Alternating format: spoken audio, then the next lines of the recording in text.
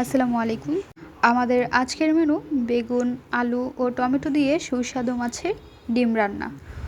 নরম আলু, রসালো টমেটো আর বেগুনের সাথে মাছের ডিমের অসাধারণ স্বাদ প্রতিটি লোকমাকে করে তোলে আরও তৃপ্তিদায়ক। গরম ভাতের সঙ্গে এই রান্না একবার খেলে বারবার খেতে ইচ্ছে করবে। চলুন দেখে নিই রেসিপিটি আমরা কিভাবে তৈরি করেছি। আশা করছি রেসিপিটি ভালো লাগবে। বিসমিল্লাহির রহমানির রহিম। চুলায় একটি ননস্টিক প্যান বসিয়ে এর মধ্যে দিয়ে দিচ্ছি সরিষার তেল। এখন আমরা মাছের ডিমের মধ্যে দিয়ে দিচ্ছি হালকা পরিমাণ লবণ, হলুদের গুঁড়ো, মরিচের গুঁড়ো দিয়ে দেওয়ার পর ডিমটি আমরা মাখিয়ে নিচ্ছি। ডিমটি ভালো করে মাখিয়ে নিয়ে নেওয়ার পর তেলের মধ্যে দিয়ে ডিমটি ভালো করে ভেজে নিতে হবে।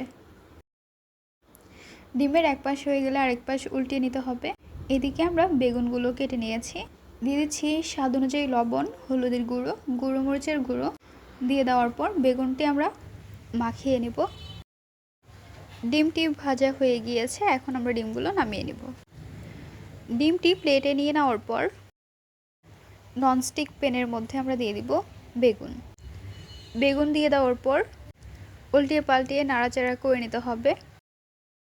মিডিয়াম ফ্লেমে রেখে বেগুনগুলো ভেজে নিচ্ছি।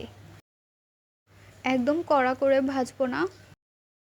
বেগুনের যখন হালকা একটু কালার চেঞ্জ হয়ে যাবে তখন আমরা বেগুনগুলো নামিয়ে নেব।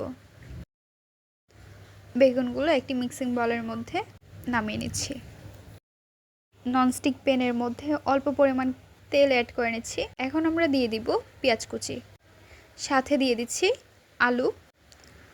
আলু দিয়ে দেওয়ার পর আমরা খুন্তির সাহায্যে উল্টিয়ে পাল্টিয়ে নেব। মাছের ডিমটি যে আমরা ভেজেছি তা এখন স্লাইস করে কেটে নেব। ডিম কাটা হয়ে গিয়েছে, এখন খুন্তির সাহায্যে আলু এবং পেঁয়াজগুলো নেড়ে চেড়ে নিচ্ছি।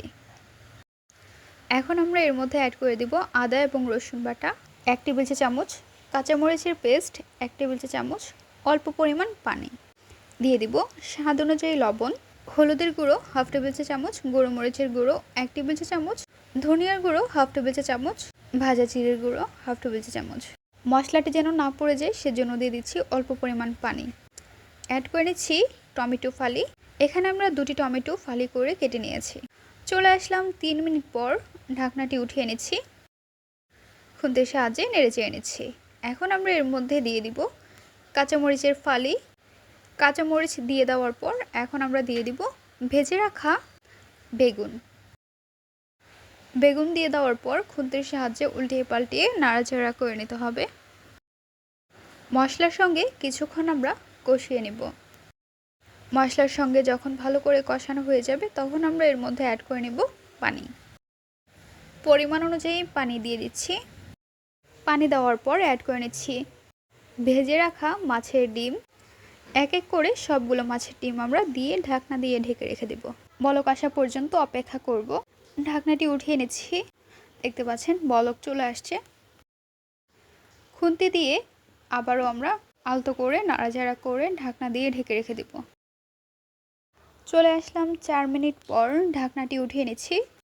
বেগুনের তরকারি রান্না করা হয়ে গিয়েছে, এখন আমরা নামিয়ে পরিবেশন করে নেব। তৈরি হয়ে গেল মজাদার বেগুন, টমেটো, আলু দিয়ে ডিমের মাছের রেসিপি। আচ্ছা, আপনারা কি কখনো এইভাবে রেসিপি তৈরি করেছেন? আমাদের আজকের রেসিপি আপনাদের কাছে কেমন লেগেছে তা অবশ্যই জানাবেন আপনাদের মূল্যবান মতামতটি। লাইক, কমেন্ট অ্যান্ড সাবস্ক্রাইব করতে ভুলবেন না। আবারও দেখা হবে নতুন কোনো ভিডিওর মাধ্যমে। আজকের পর্বে এখানে আমরা বিদায় নিচ্ছি। গাইস, আসসালামু আলাইকুম। ভালো থাকবেন সবাই। আল্লাহ হাফেজ।